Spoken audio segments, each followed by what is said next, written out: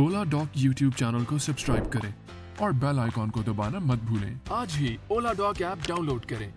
Doctor का appointment आसानी से।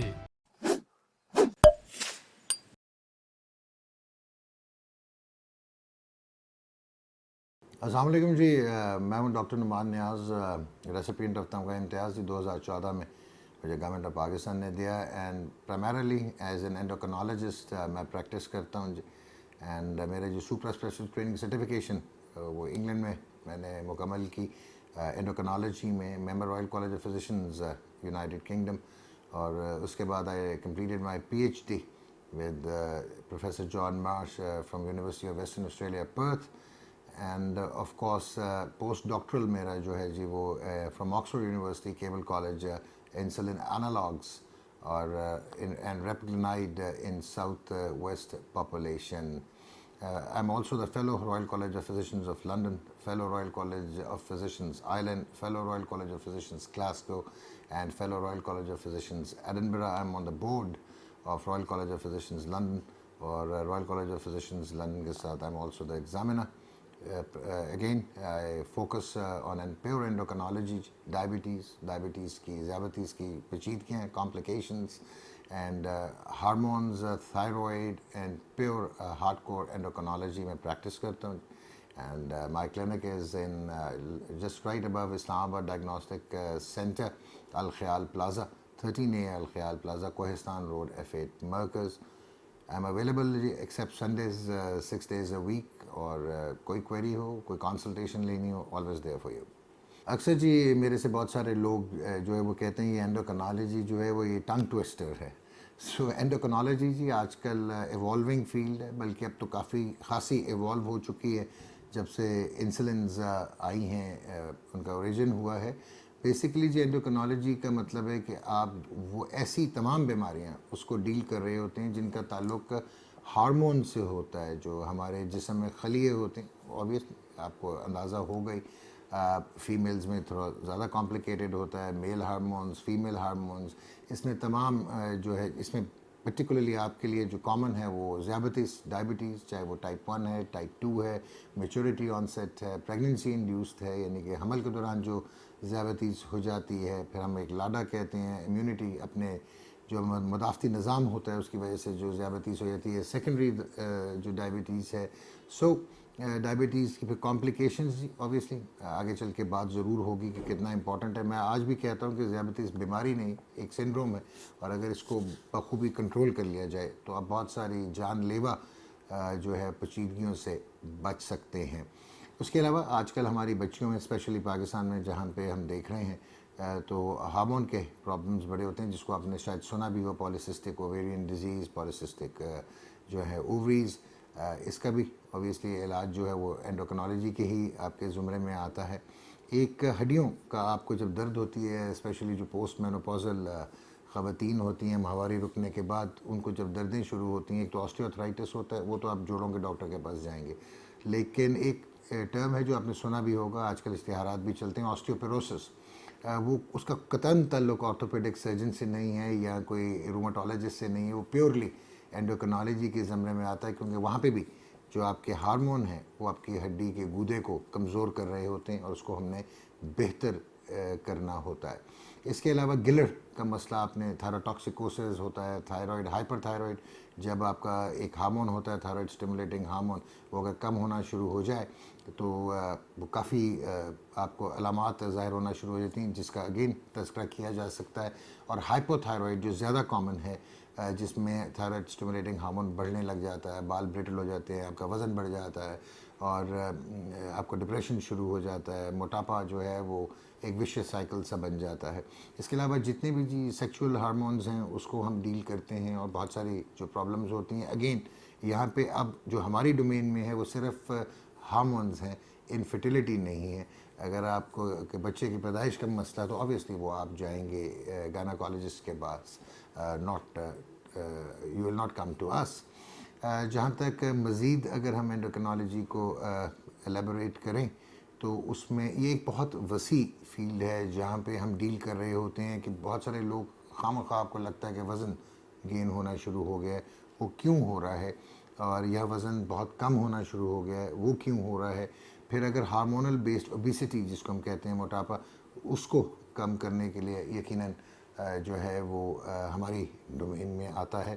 تو امید ہے کہ آپ کو کچھ میں مفصل طور پہ تو بیان نہیں کر سکتا وقت کی کمی کی وجہ سے, لیکن اینڈوکرنالوجی جو ہے آپ یہ سمجھیں کہ آپ چلتے پھرتے جو ہیں وہ ہارمونز پہ چلتے پھرتے ہیں, اور تمام ہمارے جو فنکشنز ہیں وہ ہارمونز کنٹرول کرتے ہیں.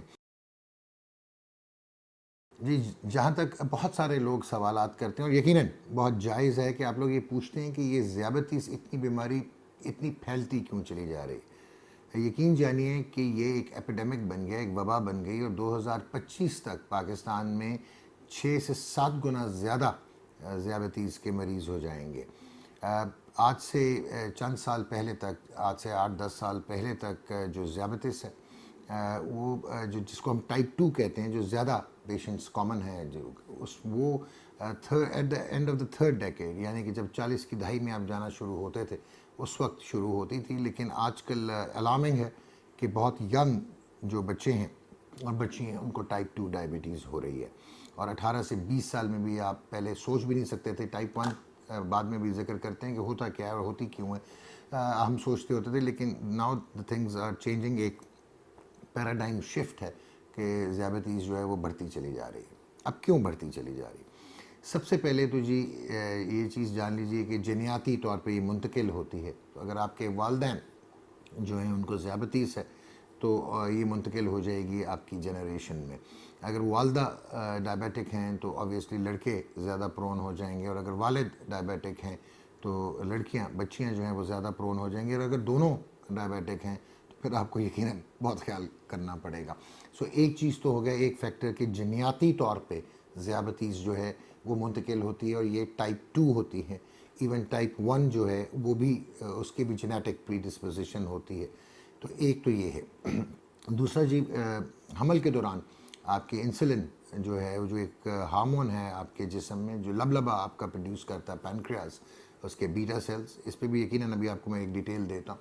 سو یہ اس کے کم ہونے سے یا اس کے فیلئر سے آپ کو ذیابطیس ہوتی ہے. تو جو حاملہ خواتین ہیں اگر ان میں گیسٹیشنل ڈائبٹیز جس کو ہم کہتے ہیں, پریگننسی انڈیوس ڈائبٹیز, وہ ہو جائے تو وہ ڈیلیوری کے بعد, بچے کی پیدائش کے بعد ختم ہو جاتی ہے. لیکن عمومی طور پہ ایسی خواتین جس وقت اپنے تیسری دہائی کے آخری عشرے میں پہنچتی ہیں یا جب 40 سال کی ہوتی ہیں تو یقیناً وہ ٹائپ 2 بہت زیادہ ولنریبل ہو جاتی ہیں کہ ان کو ڈائبٹیز ہو جائے. اب اور مزید کیا وجوہات ہیں جی؟ Pakistan obviously south west Asia ہے, یہ ساؤتھ ایسٹ ایشیا نہیں ہے, ساؤتھ ویسٹ ایشیا ہے, اور یہاں پہ ایک چیز ہوتی ہے جس کو ہم انسولین ریزسٹنس کہتے ہیں. یہ 92% لوگوں میں پاکستان میں انسولین ریزسٹنس ہے, یعنی کہ آپ کی اگر انسولین صحیح مقدار میں بن بھی رہی ہے تو وہ یوٹیلائز نہیں ہوتی, یوز نہیں ہوتی باڈی میں, سینسٹائز نہیں ہوتی, جس کی وجہ سے جو ہے آپ کی شوگرز بڑھ جاتی ہیں اور آپ ذیابطیس کا شکار ہو جاتے ہیں. اب تھوڑی سی آپ کو میں ڈرانے کی بات کرتا ہوں. پاکستان کے ٹاپ ڈاکٹرز کے ساتھ اپوائنٹمنٹ بک کریں, وہ بھی پیشنٹ فیڈ بیک دیکھتے ہوئے. آج ہی اولا ڈاک ایپ ڈاؤن لوڈ کریں. اولا ڈاک, ڈاکٹر کا اپوائنٹمنٹ آسانی سے. آج سے چند سال پہلے تک ذیابطیس کے مریض وہ سمجھے جاتے تھے جن کی فاقہ کشی کے بعد شوگر زیادہ ہو جائے یا کھانے کے بعد شوگر زیادہ ہو جائے, جس کو ہم رینڈم بلڈ گلوکوز کہتے ہیں. لیکن اب ایسی چیز نہیں ہے.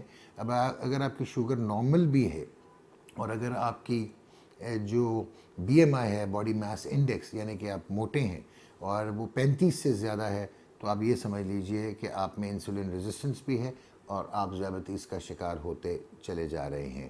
خواتین میں جو ہے اگر 34 اور مرد میں اگر 36 ویسٹ سے زیادہ ہو جائے تو یقین جانیے کہ you are more prone to have diabetes. اس کی ایک اور چیز آپ کلیئر کر لیجئے کہ چینی کھانے سے نہیں ہوتا, میٹھا کھانے سے ذیابطیس نہیں ہوتی, لیکن جب ذیابطیس ہو جائے تو پھر میٹھا آپ کے لیے ممنوع قرار دے دیا جاتا ہے.